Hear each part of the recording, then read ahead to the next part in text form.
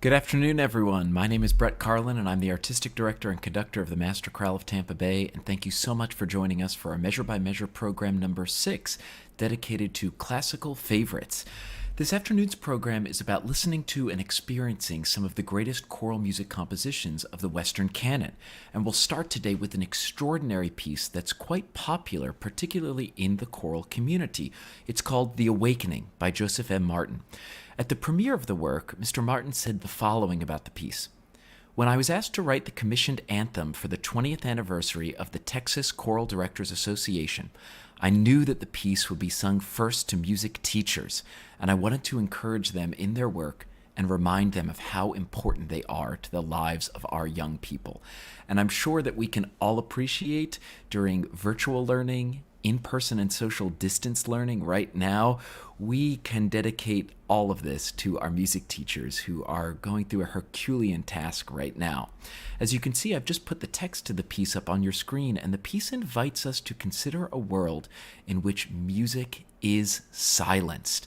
And then following this, the piece goes through quite a dramatic change, and it invites everyone to awake and sing and rejoice in vocal sounds, in human sounds, in celebratory music. It's really an extraordinary piece of music. So here is The Awakening by Joseph M. Martin, conducted by Dr. James K. Bass.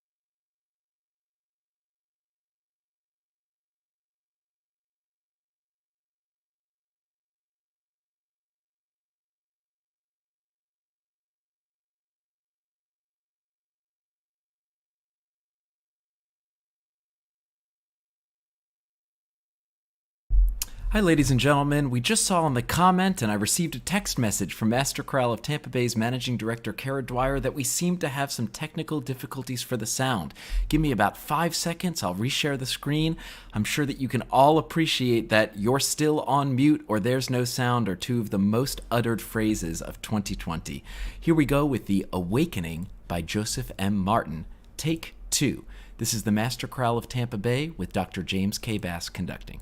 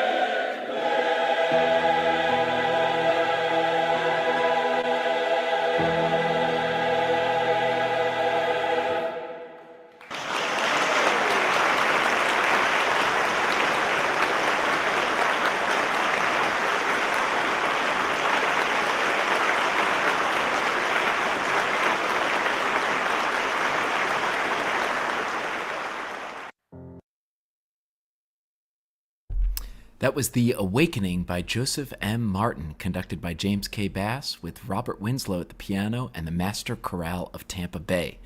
Next on our program will be a set of 3 very well-known pieces in the Western classical canon of art music.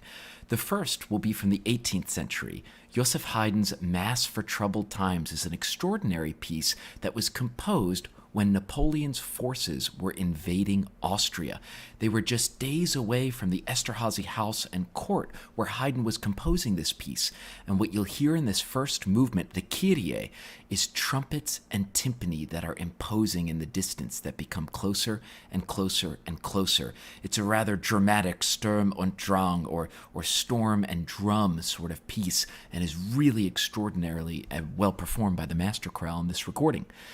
The next song, which will be performed attacca, or with no break or no stoppage of sound, will be a very peaceful relief called Simple Song from Leonard Bernstein's Mass. Leonard Bernstein's Mass is an extraordinary piece that was composed with Hebrew text, Latin text, and English text, and is essentially a large sacred question of organized religion and individual faith. And Simple Song is one of the most purest excerpts or purest musical elements of the entire piece. This set will finish with Rachmaninoff's Bogorodice Dievo, one of his most famous choral pieces from his all-night vigil. Here's a set of 3 pieces performed by the Master Chorale of Tampa Bay from our Awake and Sing concert.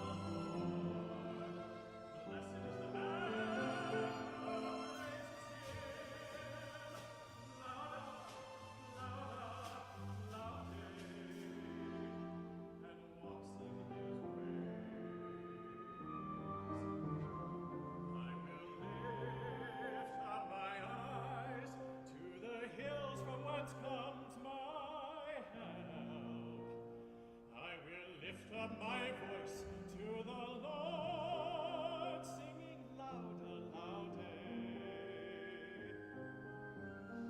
For the Lord is my shade, is the shade upon my right hand, and the sun shall not smite me by day, nor the moon by night. Blessed is the man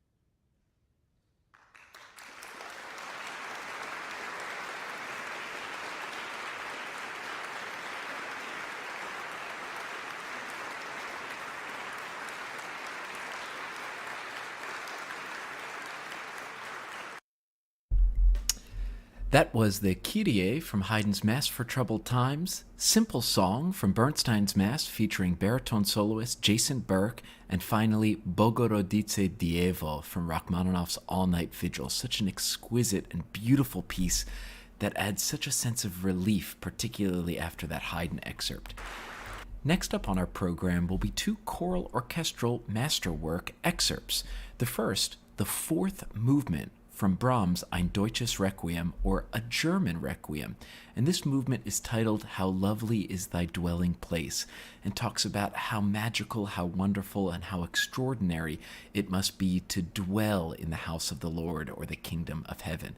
This will be immediately followed by the finale movement from Francis Poulenc's Gloria, which is entitled Qui Sedes and features Victoria Iannuzzi as a soprano soloist. Master Chorale fun fact for these two pieces: these were the first two works conducted by Robert Summer when the Master Chorale of Tampa Bay received the designation as the principal symphony chorus of our Florida Orchestra. Now, Brahms' Requiem, Movement 4, and Francis Poulenc's Gloria, the finale movement.